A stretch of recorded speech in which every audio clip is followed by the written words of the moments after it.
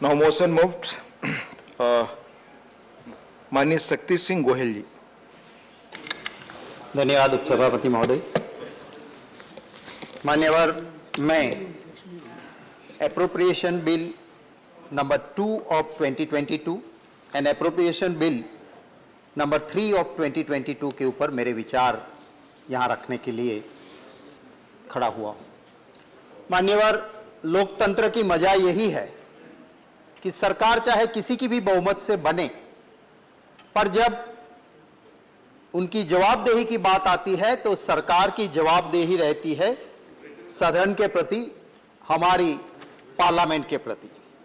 और हमारे संविधान में भी आर्टिकल 114 एंड आर्टिकल 115 में बहुत बड़े अच्छे से ये बात रखी गई है कि अगर सरकार को एक पैनी खर्च भी करना हो या बजट के बाहर अगर आपने कुछ खर्च कर लिया है और उसकी सब्सिडरी डिमांड लेके भी आना है तो हाउस के पास आना होगा और उसी के बाद सरकार इसकी एक पैनी भी खर्च कर सकती है।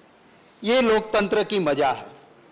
मैं जब ये हमारे सामने कुछ चीजें आई हैं जो डिपार्टमेंट्स आज एप्रोप्रिएशन बिल के अंदर वित्त मंत्री जी लेके आए हैं, उस डिपार्टमेंट की I know my scope in when I speak on appropriation bill, but with in my scope जो भी टेबल 2 एंड 3 में जो डिपार्टमेंट की जो बात रखी है मैं उन्हीं की बात करूंगा। मेरी कुछ बातें, वैसे तो मंत्री जी का नाम ही निर्मला जी है जो मूवर है इस बिल की, तो मैं बात कुछ कड़वी करूंगा। वो मंत्री जी के लिए भी होगी, सरकार के लिए भी होगी, पर आवाम के लिए वो फायदे की बात होगी। वही बात मैं एप्रोप्रिएशन बिल के ऊपर रखना चाहता हूं। वैसे मंत्री जी तो मूवर ऑफ द बिल, बहुत पढ़ी लिखी, जेएनयू पास आउट है और जेएनयू के लिए मुझे इतना सम्मान है कि वहां से निकले हुए कुछ अधिकारियों को भी मैं जानता हूं कि उसमें इंसानियत, सेक्युलरिज्म और मानवता बिल्कुल बरकरार रहती है। मंत्री जी ने वहां से शिक्षा भी ली है और एक संस्कारी, इंटेलिजेंट जेंटलमैन पति के रूप में भी जेएनयू से मिले हैं। मैं मंत्री जी को बिल्कुल टारगेट नहीं कर रहा हूं, मैं कर रहा हूं कि मैं उनकी कुछ मजबूरियां भी समझता हूं। जिस सरकार में मंत्री को अपना पीए या पीएस चुनने का अधिकार नहीं हो, वहां निर्णय लेने का कितना होगा, वो भी एक सोचने वाली बात है। इसलिए मैं तो ज्यादातर उस सरकार की बात करना चाहता हूं जिस सरकार में ये चीजें हैं। मान्यवर, मैं एप्रोप्रिएशन बिल में, क्योंकि मैंने इस डिपार्टमेंट को एक स्टेट के अंदर एज ए फाइनेंस मिनिस्टर भी देखा है कि जब आप हाउस में जाते हो तो उस मेंबर के पास भी, क्योंकि अगर आप टेक्निकलिटी में उसको उलझ देंगे तो एक सदस्य के लिए बड़ा मुश्किल होता है उस बजट को समझना। मैं उस गुजरात से आ रहा हूं जिस गुजरात ने गांधी और सरदार का मॉडल दिया, जिस गुजरात के मावलंकर जी इस लोकसभा के प्रथम स्पीकर रहे, first speaker of the Lok Sabha was from Gujarat. और लेजिस्लेशन की बात करें या पार्लियामेंट्री प्रोसीजर एंड प्रैक्टिस की बात करें तो गुजरात ने वो भी एक बढ़िया मॉडल, मावलंकर मॉडल गुजरात ने दिया। मैं आज के मॉडल की बात नहीं करता हूं, वो तो थोड़ा लोकतंत्र के लिए घातक मॉडल भी आया वहां से, मैं उसकी बात नहीं करता हूं। हाँ दिनेश भाई, તમે ગુજરાતી છો એટલે સમજી શકો, બોલવું પડે। मैं ये नहीं, वो जब कह रहे हैं और मेरे गुजराती भाई है, मैं भी समझ सकता हूं सर। क्या वहां तो हालत ये है सर गुजरात में, जो हर रोज मेरे वहां से ले जाके मंत्री बनाना पड़ता है और कैडर बेस्ड लोग उसकी पालकी लेके निकलते हैं, वो हालत है गुजरात में। मैं ये कहता हूं कि गुजरात में मावलंकर जी ने एक training bureau, Mavalankar training bureau भी रखा, जहां सिर्फ सदस्यों को नहीं, बिल को समझने के लिए या बजट को समझने के लिए या क्वेश्चन आवर्स को समझने के लिए सिर्फ मेंबर्स की ट्रेनिंग नहीं, वहां मंत्रियों को भी ट्रेनिंग लेने जाने की कंपल्शन था, ये सरकार वहां पहले रखती थी। आखिरी 15 साल में वो परंपराएं भी ध्वंस हो गई है, वो मिट चुकी है। मैं आपके जरिए मंत्री जी से विनती करना चाहूंगा, क्योंकि मुझे बड़ी उम्मीद वित्त मंत्री जी से है, इसलिए मैं उम्मीद करना चाहता हूं कि आप जब आपका फाइनेंस का बिजनेस, जब आपका बजट का बिजनेस आता है, तो मेंबर के लिए आप उस गुजरात के मावलंकर मॉडल को जरूर देखिए। वहां पे मेजर हेड, सब head, minor head, detail head करके सारी बातों का डिसेक्शन करके जब मेंबर को व्हाइट पेपर बुक दी जाती है, जब आप डिमांड के लिए कोई मेंबर खड़ा होता है, या अप्रोप्रिएशन बिल हो, या हमारे वहां पूरक मांगनी कहते हैं, जिसे सप्लीमेंट्री डिमांड कहते हैं, जब लेके फिनेंस मिनिस्टर जाता है हाउस में, तो एक फिनेंस में एक्सपर्ट नहीं है, बहुत पढ़े लिखे हुए नहीं है, पर जो गांव से आते हुए रिप्रेजेंटेटिव जिसके अंदर दिमाग तेज है, वो भी उसको खोल के देखेंगे। और अगर आप वहां पे ये भी प्रावधान है कि if there is any new item जिसको आपने आज तक बजट में इंप्लीमेंट नहीं किया है, and if there is a new item, then there is a provision in Gujarat that you will have to explain in detail what is the new scheme, आपकी नई योजना क्या है जिसके लिए आप सदन में आए हो और आपको यहां से अप्रूवल मिल रहा है। मान्यवर, जब ये सदन हमारे आर्टिकल 114 या आर्टिकल 115 के तहत अप्रोप्रिएशन बिल को भी मंजूरी देता है, या बजट भी जब यहां से पास होता है, तो हमारे संविधान ने बहुत अच्छे प्रावधान किए हैं। और इसमें से एक सबसे अच्छा प्रावधान ये भी है, क्योंकि मेंबर खुद जाके डिपार्टमेंट का ऑडिट करना मेंबर के लिए संभव नहीं है। क्या लैक्यूना है, क्या होना चाहिए और क्या नहीं हुआ है, वो ऑडिट कौन करेगा? तो कंट्रोलर एंड ऑडिटर जनरल इसका ऑडिट करती है। और ये जब ऑडिट होता है, उस ऑडिट के बाद ये पता चलता है कि जो खर्च हो रहे वो सही हो रहे या नहीं। मैं आज उन्हीं डिपार्टमेंट्स की बात करूंगा जिसे माननीय वित्त मंत्री जी यहां लेके आए हैं। जो एप्रोप्रिएशन बिल 3 है, इसमें 1,58,356 करोड़ एंड 10 लाख आप इसके लिए लेके आए हो। और जो आपका एप्रोप्रिएशन बिल नंबर 2 है, उसमें 5,204 करोड़ एंड ऑड आप लेके आए हो। और इसके आपने टेबल 2 एंड 3 में डिपार्टमेंट वाइज डिटेल दी है। उसमें से एक डिपार्टमेंट है मिनिस्ट्री ऑफ रूरल डेवलपमेंट, और कंट्रोलर एंड ऑडिटर जनरल ने इस डिपार्टमेंट का ऑडिट किया, और उसके रिपोर्ट नंबर 2 ऑफ 2021 में पारा 10.1 में साफ लिखा कि आपने जो सर्विसेज ली, आपका कानून है टैक्स डिडक्शन एट सोर्स, आपको टैक्स वहां से एट सोर्स डिडक्ट करना था। हर डिपार्टमेंट में, जहां तक मेरी थोड़ी छोटी समझ है उसके मुताबिक, फाइनेंशियल एडवाइजर भी रहते वहां पे, और एफए की ये जिम्मेवारी होती है कि when the payment is made whether TDS is cut और नॉट।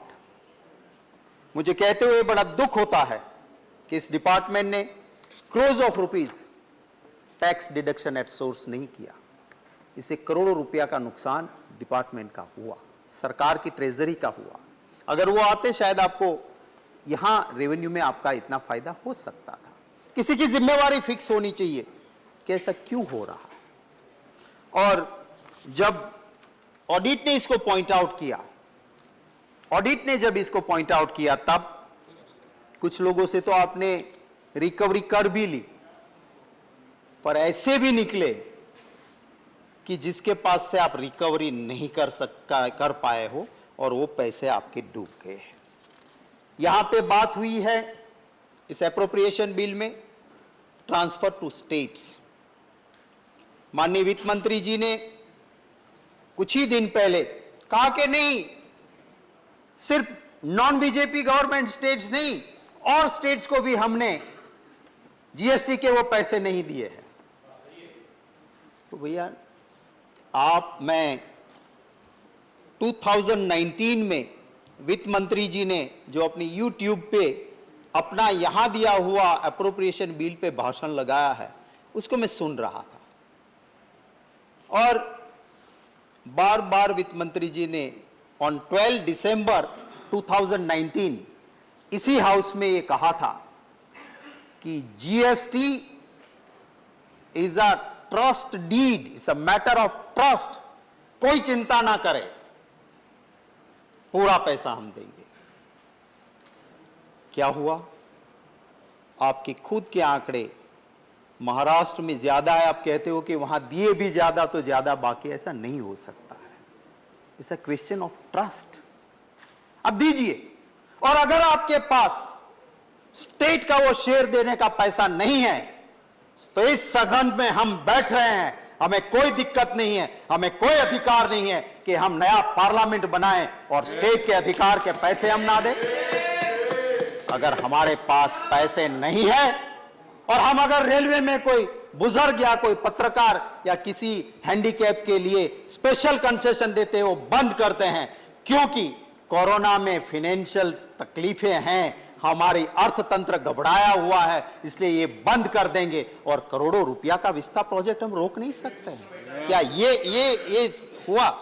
मैं ये कहना चाहता हूं कि आपने जीएसटी में आपने खुद ने कानून बनाया, आपके कानून ने कहा जीएसटी में कि अगर 2014-15 अगर मैं नहीं भूलता हूं तो उसके कंपैरिजन में आपको जो 14% इंक्रीज के साथ आपको जो पैसा मिलना चाहिए, सपोज वो आपको नहीं मिलेगा, देन डोंट वरी, हम भारत सरकार आपको नुकसान जाएगा वो हम दे देंगे।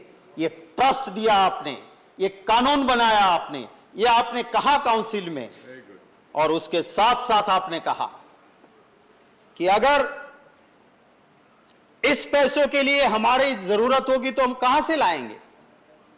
यू सिलेक्टेड द सेक्टर्स कि इसके ऊपर हम सेस लगाएंगे।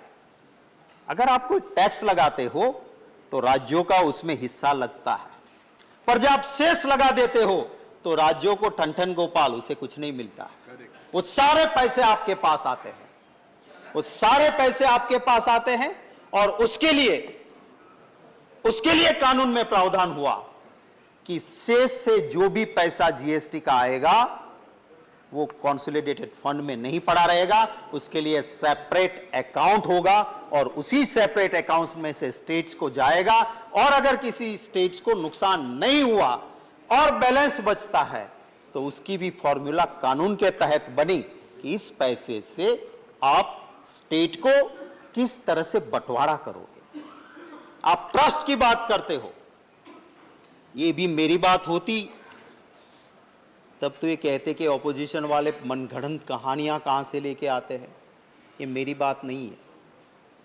एक constitutional independent audit agency controller and auditor general ने कहा कि आपका कानून कहता है कि जीएसटी नुकसान के लिए जो सेस आएगी वो सेपरेट अकाउंट में रहनी चाहिए, वो सेपरेट अकाउंट में आपने नहीं रखी है और आपने इसको अपने अकाउंट में डाला है। ये गलत है। ये क्रोर्स ऑफ रुपीस आपको पॉइंट आउट किया कंट्रोलर एंड ऑडिटर जनरल। क्यों ऐसा होता है? अगर आपकी सरकार की मंशा नहीं और ये किसी ने गलती कर दी तो उसको पनिश करके इस हाउस को आप जवाब दीजिए कि ये गलती हुई थी। आपने इस ऑडिट पारा को डिनाई नहीं किया है। मैं ये भी जानता हूं, मैंने स्टेट में पब्लिक अकाउंट्स कमेटी के चेयरमैन के तौर पे काम किया है। कभी पारा बन जाता है but thereafter department satisfies the audit कि हां आपने ये पारा किया था, आपका हाफ मार्जिन पारा, ये हमारा रिप्लाई, आइए बैठिए, ऑडिट सेटिस्फाइड होता है, पारा निकल जाता है। बट जहां डिपार्टमेंट मानता है कि हां ये बात सही है, गलती है, वहां वो एडमिट करते हैं, दिस इज अ एडमिटेड पारा। ये आपने ये स्वीकार किया था कि crores of rupees separate account में नहीं रखे और हमने हमारे में डाल दिए थे, ये कोई छोटी मोटी गलती मान के ऐसे ही हम नहीं कर सकते। माननीय उपसभापति महोदय, यहाँ पे डिफेंस की बात आई है। एप्रोप्रिएशन बिल में आप डिफेंस के लिए कुछ और पैसों की बात भी करो। ये पूरा हाउस जय जवान जय किसान लोगों के हित की बात होगी, हम आपको समर्थन करेंगे। आज का वक्त ऐसा है, आप चाहे माने या न माने, आप तो चाहे ये भी कह दोगे यहां कोई नहीं आया है, यहां ना कोई गया है, पर एक पार्लियामेंट के आपके पार्टी के मेंबर कहते हैं कि यहां से हमारे लोगों को उठा के जाते हैं, हमारे वहां रोड बना ली है, हमारे वहां ब्रिज बना लिया है, और वो रूलिंग पार्टी के एक स्टेट के प्रेसिडेंट है, लोकसभा के सीनियर मेंबर है, वो जब कहते हैं तो हम सबकी चिंता है। आप लड़िए चाइना के साथ, कंधे से कंधा मिला के आपके साथ खड़े रहेंगे। प्रधानमंत्री जी सरहद पे होंगे तो हम भी सरहद पे होंगे, हम जुमले नहीं देंगे। मरना होगा तो साथ मरेंगे, राष्ट्र के लिए मरेंगे। पर ऐसी बातें क्यों करते हो कि जिससे हमारे जो फौज के जवान वहां पे लड़ रहे हैं उनके मनोबल को कहीं दिक्कत आती है। आप करिए उसके लिए। मैं इसमें भी माननीय वित्त मंत्री जी को, माननीय उपसभापति महोदय, आपके जरिए गुजारिश करना चाहूंगा कि आप रिपोर्ट नंबर 16 ऑफ 2019 जो सीएजी का रिपोर्ट है उसका chapter 2 provisioning procurement and issues of high altitude clothing equipment ration and housing, इस ऑडिट के इस चैप्टर को आप जरूर पढ़िए। कितनी ज्यादा दिक्कतें उस जवान के लिए।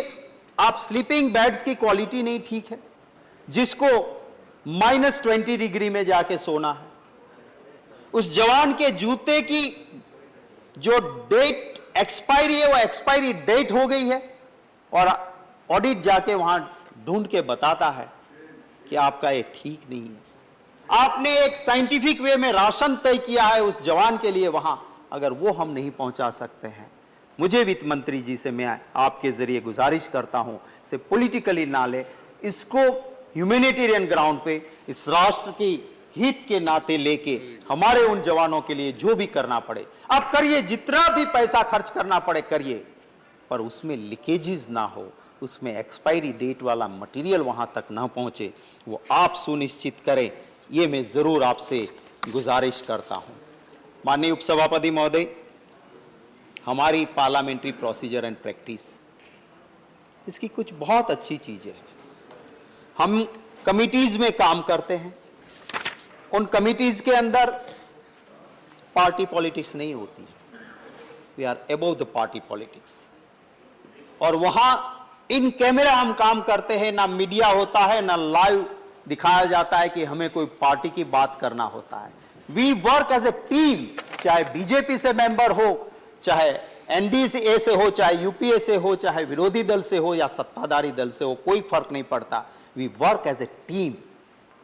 मुझे बड़े दुख के साथ कहना पड़ता है कि आज जब आप एप्रोप्रिएशन बिल में हेल्थ डिपार्टमेंट की, आयुष की, इनकी बात लेके आए, मैं धन्यवाद करना चाहता हूं राम गोपाल यादव बाबू का कि उनकी अध्यक्षता में हेल्थ की जो कमेटी है, हमारी स्टैंडिंग कमेटी, उसने कोरोना के फर्स्ट वेव के बाद, अब जब उस डिपार्टमेंट ने आपके बजट से बाहर खर्चा किया है, उस एप्रोप्रिएशन बिल में उसकी सब्सिडरी डिमांड हम मंजूर कर रहे हैं, तो हमारा भी अधिकार है, और हमारा अधिकार हम वित्त मंत्री जी के जरिए, आपके जरिए वित्त मंत्री जी को पहुंचा के कहना चाहते हैं कि कम से कम उस डिपार्टमेंट को कहे तो सही कि पार्लियामेंट्री कमेटी रिपोर्ट सिर्फ यहां टेबल करने के लिए नहीं बनाती है। It is the duty of the department to go through that committee report and to implement it. It is the duty of the department. और उस डिपार्टमेंट के मंत्री जी को भी, मैं आज कोई ऐसे ही नहीं कह रहा हूं, मैं खुद एक डिपार्टमेंट का, बहुत सारे डिपार्टमेंट का एक मंत्री रहा, और उस दौरान में हर बार विधानसभा के अंदर कोई रिपोर्ट सबमिट होती थी, मैं खुद देख के उसका इंप्लीमेंटेशन करता था। उससे बहुत ज्ञान मिलता है, क्योंकि ये मेंबर्स मंत्री तो हम में से कोई बनता है, पर वो महान आत्मा नहीं है। ये सभी आत्मा के जैसा वो भी एक आत्मा है। तो बहुत सारे आत्मा जब इकट्ठे होकर कोई ज्ञान देता है तो उसको लेना चाहिए। और उस हेल्थ कमेटी के उस रिपोर्ट में राम गोपाल यादव जी ने जो रिपोर्ट तैयार की, मैं उन कमेटी के सभी सदस्यों को धन्यवाद देता हूं। उन्होंने फर्स्ट वेव के बाद जो दिक्कतें आई, that committee has called all the experts in the committee. सारे एक्सपर्ट्स को बुला के कमिटी ने घंटों तक सुना है और उसके बाद रिपोर्ट में लिखा था, 8 महीने पहले लिखा था कि साहब सेकेंड वेव आएगा, आपके पास ऑक्सीजन की कमी नहीं है, पर वो ऑक्सीजन इंडस्ट्रियल ऑक्सीजन है, आपके पास स्टोरेज फॉर ह्यूमन हेल्थ के लिए दे सको ऐसे ऑक्सीजन का स्टोरेज और सिलेंडर पैदा करना है, जो कुछ हफ्तों में हो सकता है, आप आज से कीजिए। उस कमिटी ने कहा था, don't export medicine, don't export ventilators, you may need in your country. जरूरत पड़े तो बाहर से रेमडेसिविर जैसे इंजेक्शन मंगवा के रखो। काफी महीनों पहले उस कमिटी ने कहा था। उस कमिटी ने कहा था आईसीयू बेड की जरूरत पड़ेगी, आप आईसीयू बेड बनाइए, व्यवस्था कीजिए, दिक्कत आएगी। अगर वो कमिटी जिसने 6 महीने पहले आपको रिपोर्ट दी थी, आपने उसका अमल किया होता। ये दुख के साथ कहना पड़ता है कि एक पंडित राजन साजन मिश्रा, बहुत बड़ा नाम, हमारा सबके लिए फक्र वाला नाम, उस पंडित राजन मिश्रा जी को ऑक्सीजन की जरूरत पड़ी, आईसीयू बेड की जरूरत पड़ी। पद्म अवॉर्डी वो दिल्ली में थे। मैंने प्रधानमंत्री जी को भी, मैंने दिल्ली के मुख्यमंत्री जी को गुजारिश की, हम उनको आईसीयू बेड नहीं दे पाए और वो चल बसे। एक हमारे लिए बड़े दर्द की बात है। और उसके बाद वाराणसी में आप 100 बेड की कोरोना हॉस्पिटल, पंडित राजन मिश्रा कोरोना हॉस्पिटल बनाते हो, पर बूंद से बिगड़ी होज से सुधर नहीं सकती है, ये मुझे कहना है। ये जो हालत किए, अगर वो कमेटी की रिपोर्ट आपने पढ़ ली होती, शायद वो पंडित राजन मिश्रा जी आज हमारे बीच होते।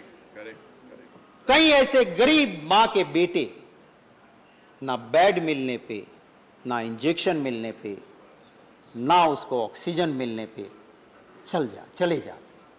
अगर उस कमेटी की रिपोर्ट हम सही तरह से इंप्लीमेंट करते तो गुजरात में आज सुप्रीम कोर्ट के कहने के बाद कोरोना से मरने वालों का फिगर 1.5 लाख निकला। जो सरकार कह रही थी सर 10,000 मरे हैं, जब सुप्रीम कोर्ट ने कहा 1.5 लाख लोग, सरकार ने स्वीकार किया कि हां कोरोना से मरे, बाकायदा डॉक्यूमेंट्स दिया, फॉर्म दिया, सरकार को मानना पड़ा कि 1.5 लाख सिर्फ गुजरात में कोरोना की वजह से मृत्यु हुई है।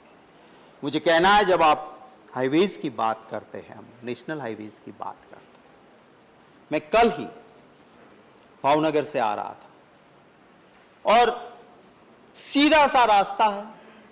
गांव के लोग कहते हैं कि साहब ये रास्ता बना हुआ है, नेशनल हाईवे बना रहे, इसको चौड़ा कर दे, हमारी जमीन एक बार तो हमने दी, दोबारा बार किसान कह रहे हैं हमारी जमीन चली जाएगी, थोड़ी सी अलाइनमेंट चेंज कर लो। क्या ऑफिसर्स का एरोगेंस इतना ज्यादा है कि वो बात ही ना सुने? हाँ, जम्मू कश्मीर कह रहे हैं इसका स्कोप नहीं है। मैं बोलता हूं उसके लिए कि वो जब आप सपोर्ट कर रहे थे, जो फिल्म बनी वो आपके काल में आप सपोर्ट कर रहे थे तब बनी थी, उसकी बात करना चाहते हो? क्या करना चाहते हो? मुझे स्कोप से बाहर वो ले जा रहे हैं साहब। सबसे ज्यादा पंडितों का पलायन वो सपोर्ट कर रहे थे, उनका नेता गवर्नर था तब हुआ, फिर क्यों बोल रहे हो आप? वो तो बोलना बहुत आसान है, बैठे बैठे इतिहास को तोड़ के रजू पेश कर लो, पर इतिहास बदल नहीं सकते हो। इतिहास सच्चाई है, वो है। मैं ये कह रहा था महोदय कि हिम्मतनगर से गांधीनगर के ओर आते हुए गांव के लोग ऐसे नेशनल हाईवे में फंसे हैं कि उसका हर व्यवहार इस ओर आना जाना पड़ता है और उस ओर, और टोल देना पड़ता है। रोड पूरी हो ही नहीं, आपने उसको सर्विस रोड देना आपकी जिम्मेवारी है, वो किया नहीं और टोल टैक्स शुरू हो गया है। तो जब ऐसे डिपार्टमेंट सब्सिडरी डिमांड लेके आते हैं तब जरूर ये हमारी डिमांड, हमारी मांग रहती है। डिपार्टमेंट है एक जो इसके अंदर आज आपकी एप्रोप्रिएशन बिल के अंदर है। मैं उस डिपार्टमेंट की एक ही बात करता हूं, मैंने भी छोड़ दिया। जब प्रधानमंत्री जी भाजपा के नहीं पूरे देश के प्रधानमंत्री जी है, उन्होंने अपील की कि जिसके पास व्यवस्था है वो सब्सिडी मित्रों छोड़े, क्योंकि गरीब को गैस कनेक्शन देना है। मैंने छोड़ दी, बहुत लोगों ने, लाखों करोड़ों लोगों ने देश के छोड़ दी। और उस गरीब ने एक बार सिलेंडर लिया, दूसरी बार उज्ज्वला का सिलेंडर नहीं ले सकते हैं, क्योंकि आपके दाम इतने हैं कि उसको आप फ्री नहीं दोगे तो उस उज्ज्वला की स्कीम का क्या। सिर्फ अपने पेट्रोल पंप के पास अपना एक बहुत बड़ा होर्डिंग लगा के उज्ज्वला में मैं धुआं फूंकने वाली मेरी बहनों की आंखें अच्छी हो गई। आपने कभी डेटा देखा? मैंने डेटा देखा है। चैलेंज करता हूं, जो एक बार उज्ज्वला का कनेक्शन लेता है वो सिलेंडर रिफिल करवाने के लिए जाने में उसको दिक्कत है। अगर हम सब्सिडी छोड़ी, आप मदद कीजिए, हम कहते हैं कि हम यूनानिमस आपकी वो डिमांड लेके आओगे, उसको सपोर्ट करेंगे। उस गरीब को, उस जरूरतमंद को फ्री में गैस का सिलेंडर दीजिए, तभी वो धुआं मुक्त कर सकते हो आप, वरना तो सिर्फ पब्लिसिटी हो सकती है। इसका कोई फायदा हम नहीं दे सकते। मैं माननीय वित्त मंत्री जी को, उप सभापति महोदय जी, आपके जरिए ये अनुरोध करना चाहता हूं कि बजट एप्रोप्रिएशन बिल के जरिए जो आप सब्सिडरी डिमांड लेके आए हो, उसमें मैंने आपके सारे खर्चों को देखा। पहले जिसको plan budget and non plan budget कहते थे, फिर हम इसको कैपिटल एक्सपेंडिचर और रेवेन्यू एक्सपेंडिचर चाहे कहते हैं। आप पैसा ऐसा खर्च कीजिए कि सस्टेनेबल डेवलपमेंट हो, जहां से रोजगार भी पैदा हो, जहां से आने वाली पीढ़ियों को फायदा हो। वहां तो नहीं होता है।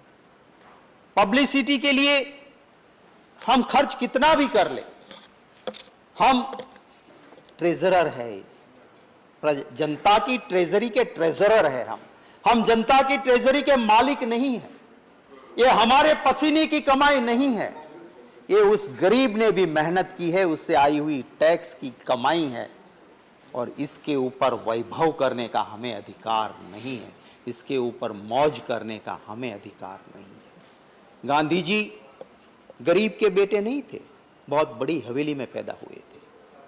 गांधी जी की अफ्रीका में वकालत बहुत अच्छी चल रही थी, पैसे थे, पर दिल में गरीबियों के लिए भाव था, तो सिर्फ धोती पहन के थर्ड क्लास के डिब्बे में जा सकते हैं। और आज अगर कोई कहता है कि मैं गरीब का बेटा हूं, और वो अगर सीधे सामने हवाई जहाज खड़ा है, उसमें नहीं स्पेशल हवाई जहाज से ही जाऊंगा, तो वो भावना गरीब की नहीं हो सकती। गरीब की भावना तो वही होती है जो गांधी जी में थी। एक कोठी में, एक हवेली में पैदा हुए थे गांधी जी, पर दिल में गरीब का भाव था, तो वो धोती आ गई। अगर एक झोंपड़े में भी कोई पैदा हुआ है, पर दिल का भाव उसका बदल जाता है और लाखों के सूट के अलावा वो रह नहीं सकता है, तो उसे गरीब नहीं कहा जा सकता। ये भाव होना चाहिए। प्लीज प्लीज मैंने कहा प्रधानमंत्री का नाम लिया, आप क्यों ले रहे हो? प्लीज, आप क्यों ऐसा कर रहे हो? मैं पूरा पार्लियामेंट्री लैंग्वेज में बोलता हूँ। गोहिल जी, आप मैं जनरल बात करिए। करता हूँ, आप प्रधानमंत्री को क्यों जोड़ रहे हो उसमें? गोहिल जी, आप चेयर को लिखा प्रधानमंत्री, प्लीज आपस में बात बात करते हो। मिस्टर गोहिल, प्लीज, मुझे बड़ा दुख होता है, मेरे गुजरात के प्रधानमंत्री आपस में बात ना करें, जोड़ देते हैं। आप आपस में बात करें प्लीज। मैं तो जनरल बात कर रहा हूँ प्लीज।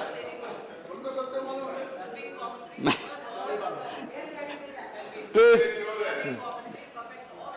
नहीं, रनिंग कमेंट्री का जवाब मंत्री जी करना बोले तो मेरी लाइन पे। माननीय मिस्टर गोहिल, प्लीज प्लीज, मैं प्लीज प्लीज प्लीज, नहीं आप बोल।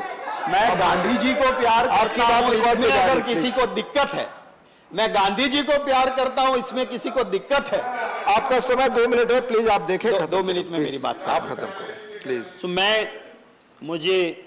मैंने कहा, जैसे वित्त मंत्री जी, आपसे बहुत उम्मीद है, और मैं करीबी से जानता हूं, मैंने उनके साथ बहुत डिबेट पहले टीवी के ऊपर भी की हुई है, इसलिए जिनसे उम्मीद होती है उनसे कहा। उनके लिमिटेशंस मैंने पहले ही कहा, मैं समझ सकता हूं, पर जहां जितना हो सकता है वहां करने की आवश्यकता है। आपकी रेवेन्यू बढ़ाने के लिए, आप जो चाणक्य जी ने कहा था कि आपका प्रशासन का सोर्स टू कलेक्ट रेवेन्यू क्या होना चाहिए?